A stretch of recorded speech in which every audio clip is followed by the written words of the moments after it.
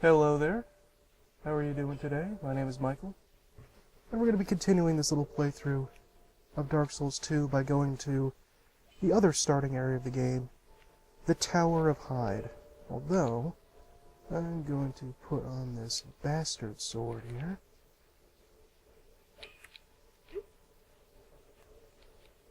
Let's see if I can't upgrade it to +3.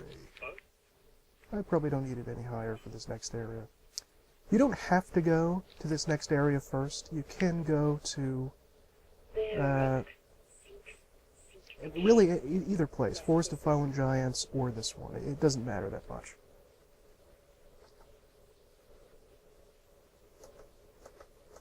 Let's see, get a little strength here. You can one-hand this halberd, or excuse me, bastard sword. Adaptability, put up a bit. And also a little vigor. The other Souls games, I'd be getting ready for a long trek, wandering off far away from home to another area, but here it's really pretty close by. There is a bonfire right up close at the beginning of this area, and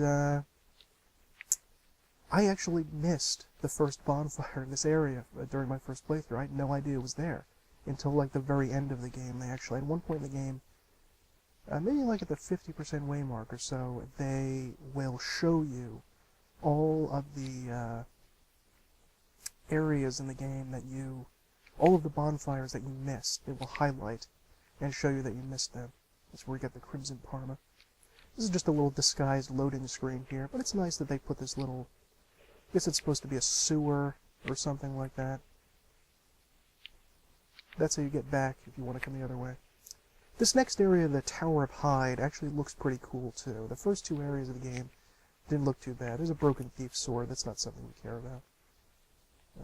See if I can just switch up my shield here. I'll put this one on.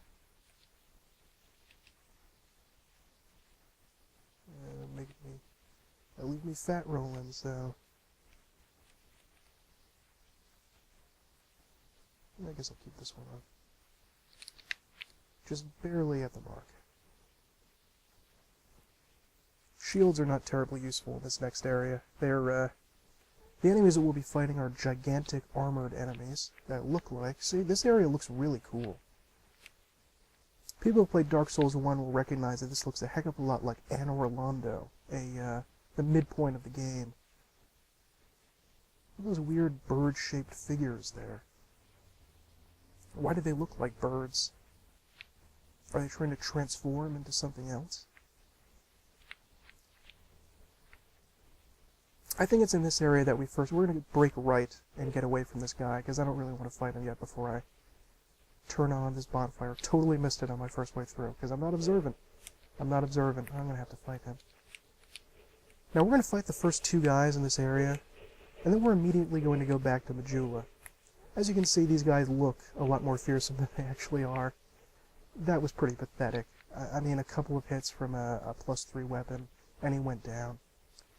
They look big and fearsome, but in reality, they're actually pussycats. They're, I think they're called the Old Knights. I know they're set. Their armor set and weapons that you can get are the Old Knight set. This looks beautiful, this cathedral here. I love the sky up there. Sort of milky cosmos up there. This guy, however, is a little bit more difficult because, like many characters in the game, he doesn't actually have much in the way of stamina.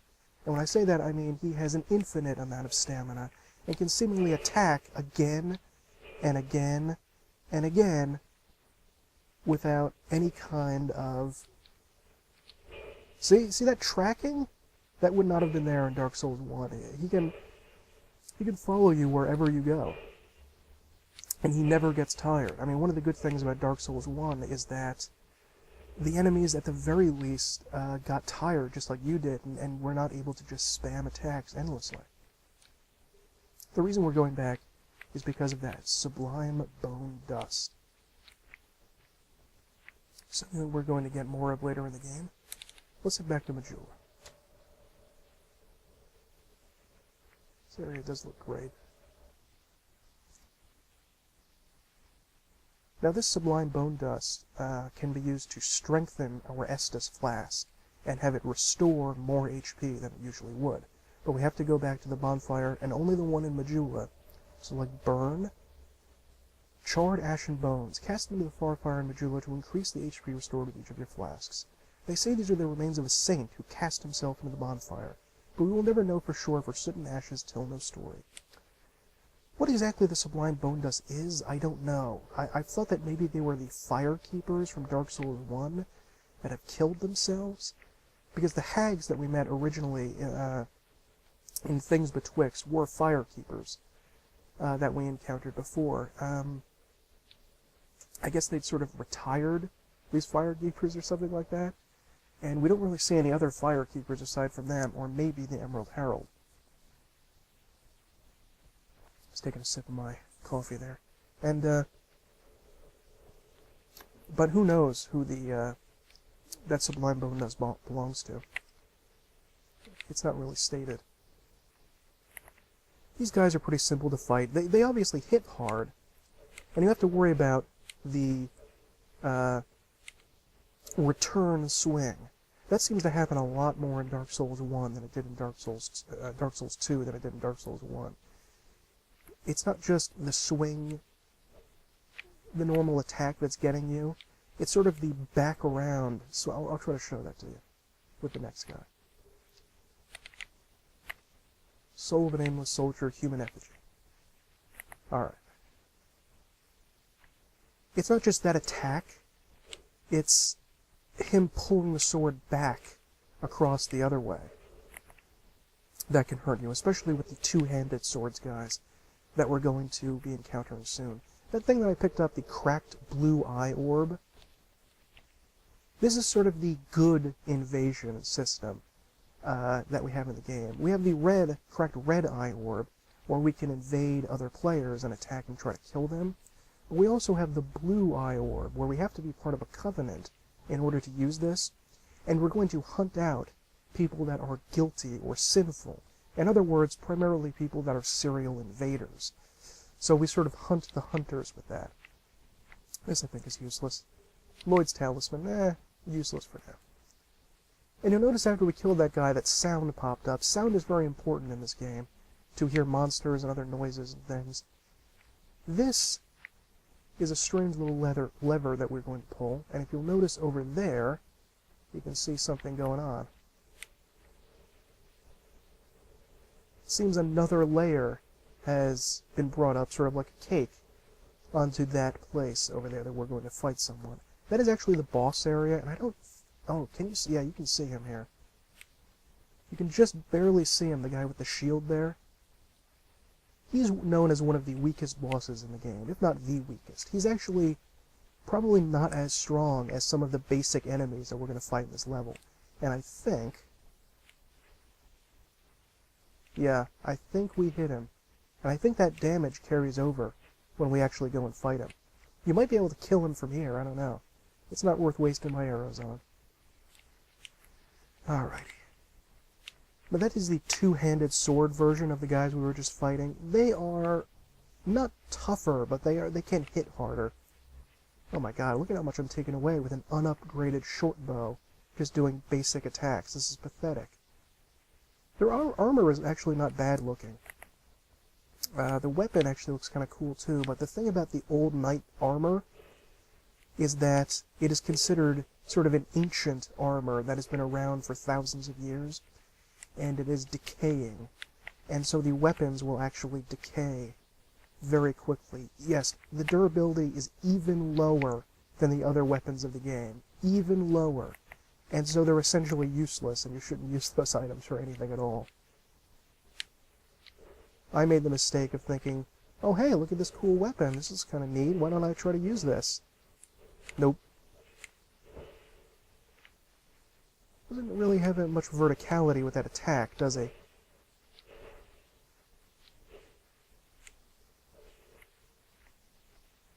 There's one more guy down there. Now we've also spawned a lever. I don't know if you can hear it. There it is. Can you see it on the right? That will make the boss room essentially a joke. Originally, when you go in there without touching these things, there's the boss, but really the difficulty is not falling off on either side against the boss. But with this, we've mitigated that, and I don't think you can fall off now that you've hit 2 of those levers. God, this area does look beautiful, but again, I am partial to the ocean. Something interesting about Heide and its name is that people have looked it up and found that it's a German word meaning either heath, i.e. some sort of, like a forest, or heathen, meaning a pagan of some sort. And this has been interpreted in a lot of ways, but something interesting that I found about the term Heide is that I saw it used in one of Wagner's operas, Green Blossom, and in that play, excuse me, I'm sorry, in that, I'm getting distracted now because I want to go fight the boss, but in Wagner's Ring Cycle, the hero Sigurd has to defeat a terrible dragon that has stolen a treasure that he wants. And unfortunately, he doesn't know at the time that this dragon is actually a transmogrified dragon, a transmogrified dwarf, excuse me, that has turned itself into a dragon in order to hide a treasure. And the brother of this dragon leads Sigurd to try and murder him in his transmogrified dragon form. People that have played the game will know that there are some tantalizing clues there to the story about Dark Souls 2, because later on we not only learn about the king Vendrick, but we find out that he had an older brother named Aldia, who it's heavily implied transformed himself in some way into a dragon in order perhaps to achieve immortality or to hide something. Whether this has anything ultimately to do with the game, I really don't know. Like I said, there are tantalizing clues, and that is about it.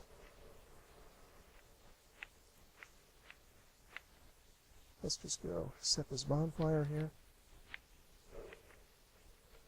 I'm not going to rest at it, though, because there's actually another boss in this area, just like the first area, and I'm going to go fight him. But first, let's talk to Lycia of Lindelt. Nope.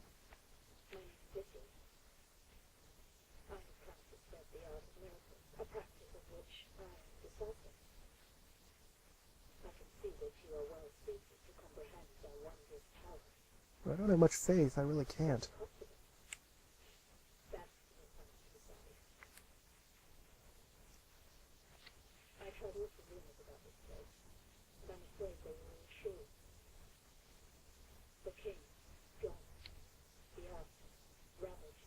We're undead, Lycia. I mean, everyone here is undead.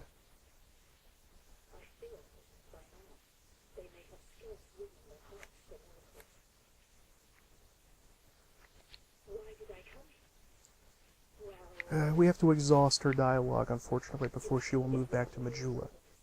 So make sure to talk all through her stuff, even though it's pretty boring.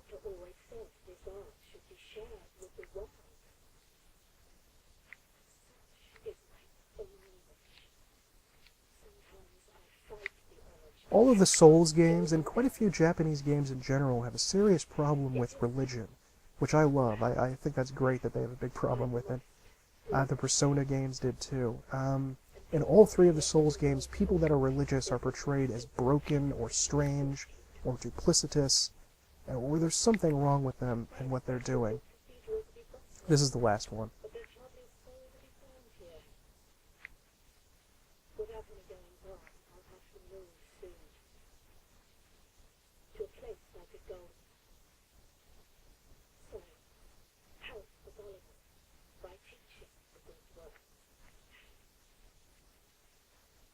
And this is your early game miracle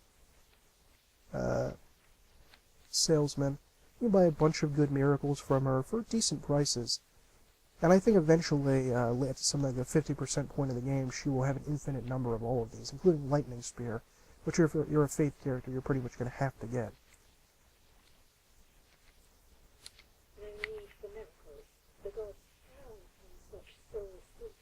Yeah.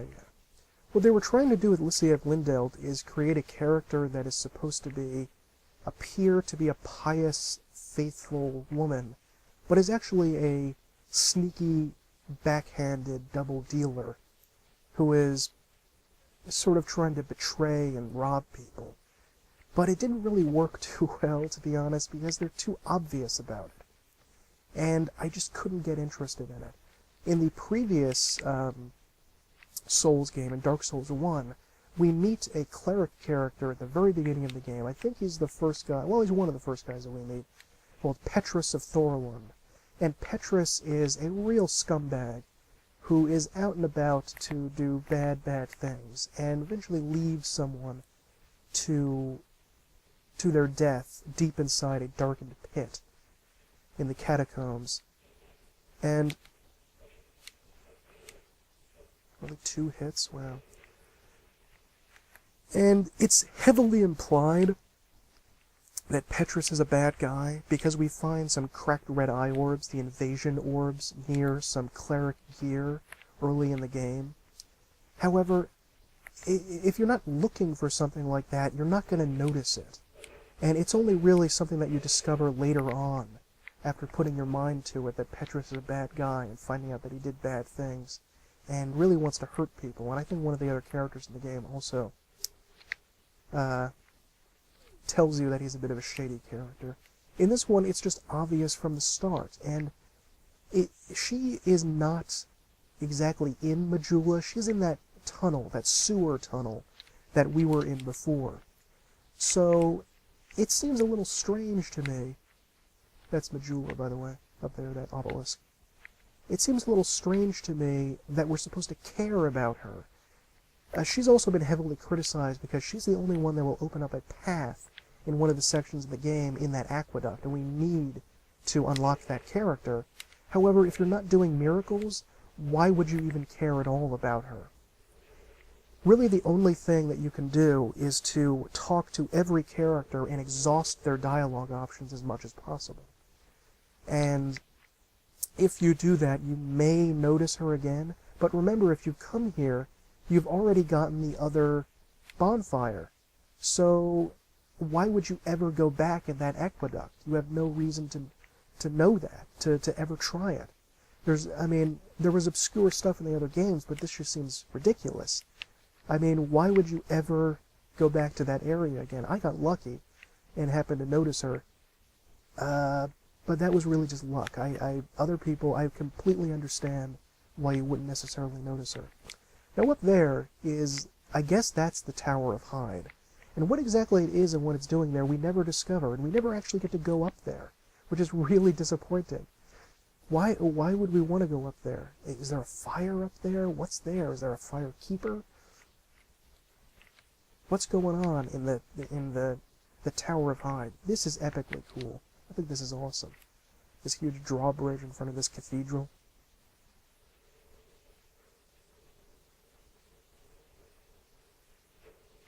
Yeah, that's pretty awesome.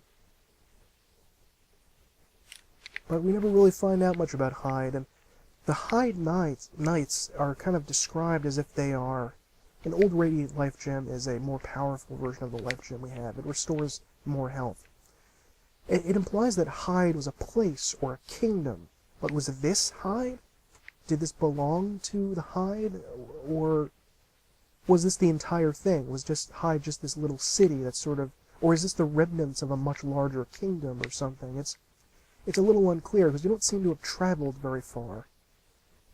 In Demon Souls, where we also had to travel to different lands or kingdoms around Boletaria, we worked there, so theoretically hundreds or thousands of miles could have been across to get there. But in here, we literally just walked there, so that's kind of confusing.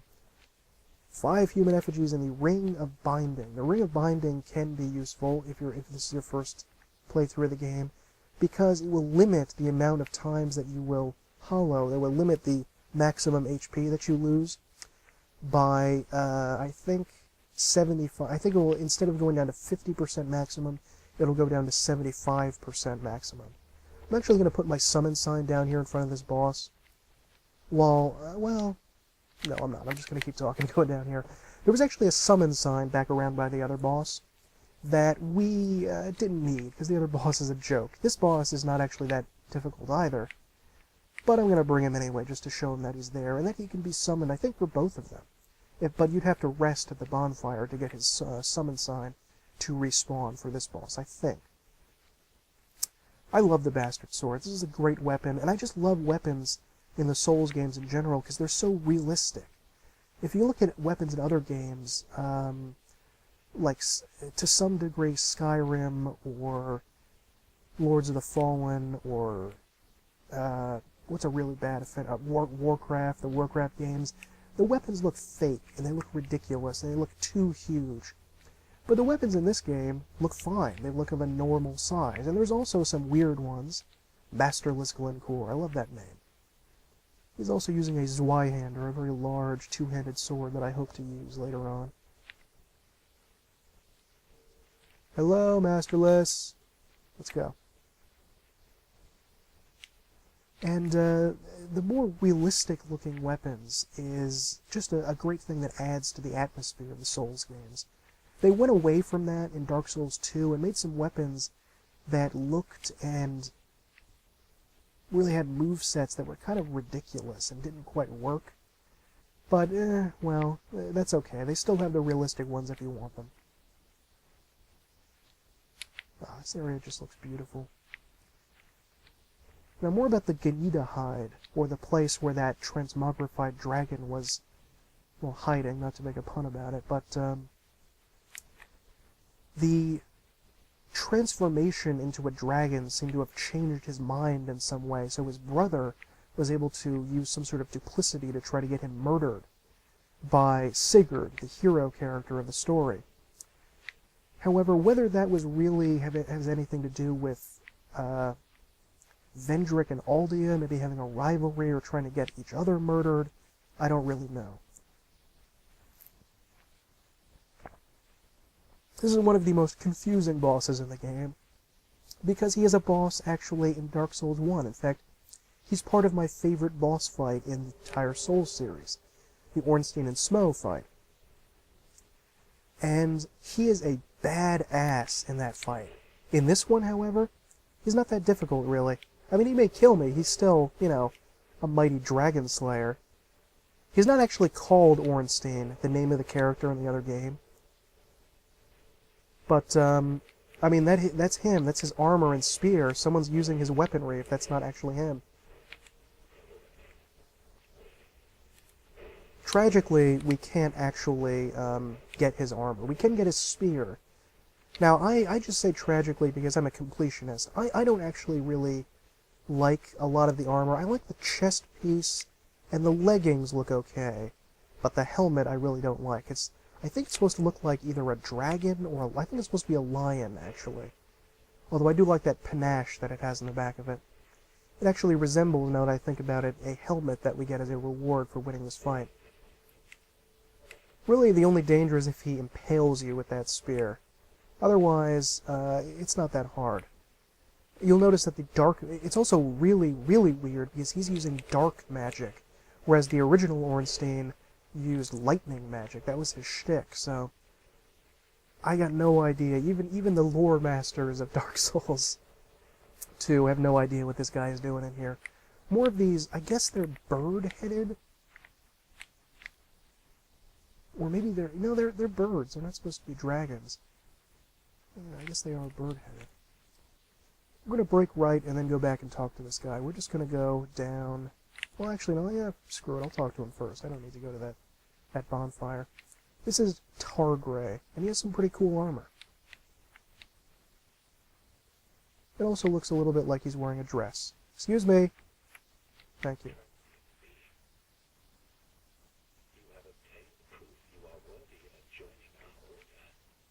That proof is the token of fidelity.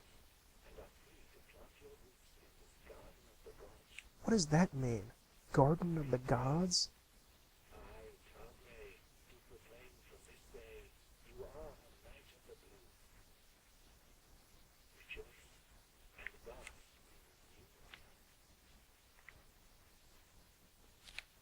I'm going to join this covenant. This allows you to hunt the guilty, as it were.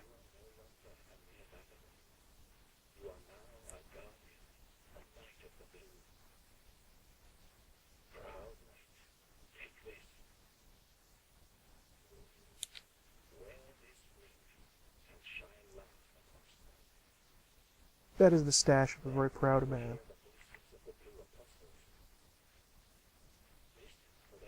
I don't know if we can even get a beard that looks like his. That's sad. Why can't we? His armor looks a little bit like a dress, which looks a little odd, but the top piece looks pretty cool. And the helmet's not bad either. That shield we can't get until much later, but his halberd we can get. That halberd is excellent dex halberd. Not as good as the one we get later on. But it actually looks pretty cool, and I think it has a B scaling with dexterity. Let's take a look here at that ring that we just got. The Guardian Seal automatically summons you to other worlds. This was a fascinating idea that I touched on earlier in the game, in my walkthrough. Wearing this, theoretically, means that any character that was in the previous covenant we were in, the one that we got from the Crestfallen Warrior at the beginning of the game, if they get invaded in an area that we're in, then that means that we would also automatically, if we're wearing the ring, get summoned in order to help them fight. So that sounds pretty cool, actually. I really enjoy that. That we can, however, that we can come and help someone that's being invaded. Tragically, though, the thing does not work.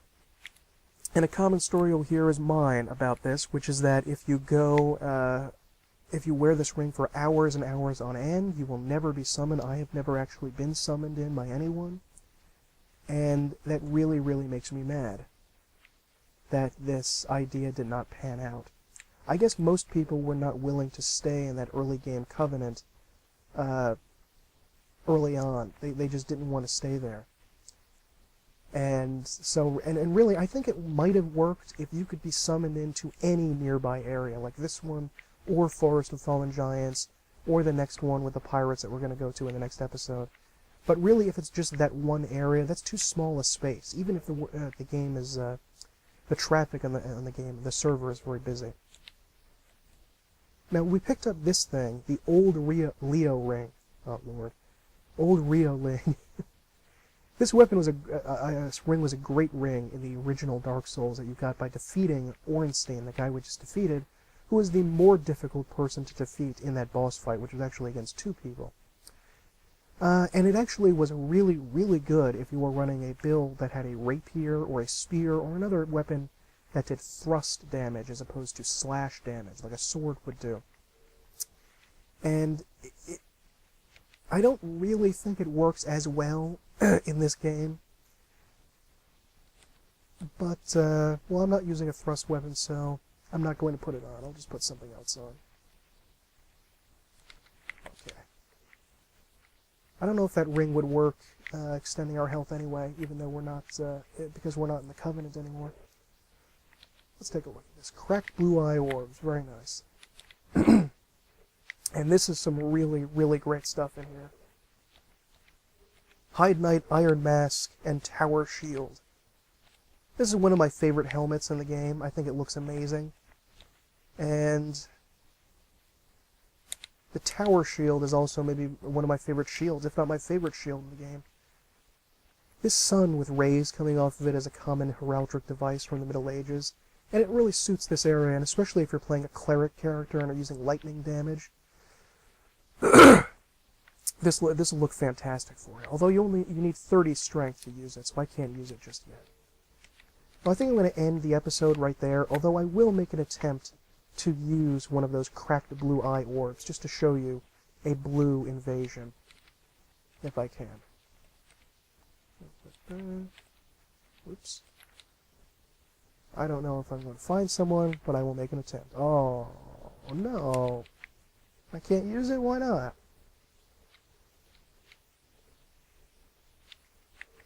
I have fat rolling.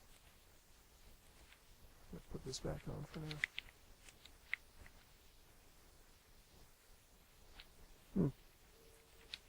Can I use the other one? I cannot.